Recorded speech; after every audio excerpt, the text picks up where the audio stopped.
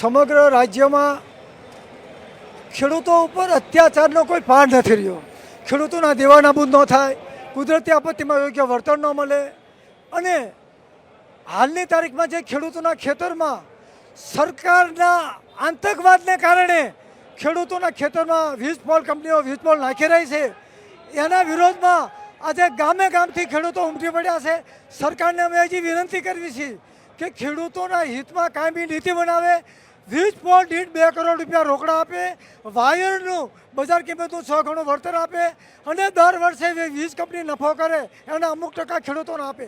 સાથે સાથે ખેડૂતોના દેવા નાબૂદ, સ્વામિનાથન કમિશનની ભણામણ ઉત્પાદનના ભાવ આપે, પ્રધાનમંત્રી ફસલ વીમાના પૈસા જે નથી મળ્યા, એ બધા તમામ મુદ્દાને લઈને ખેડૂતો ઉપર જે ગુજરાત સરકાર અત્યાચાર ગુજારી રહી છે એ અત્યાચાર બહાર આવ્યો છે.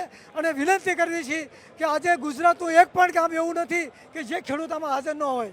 અમે કાયદો વ્યવસ્થાની સાથે રહીશું.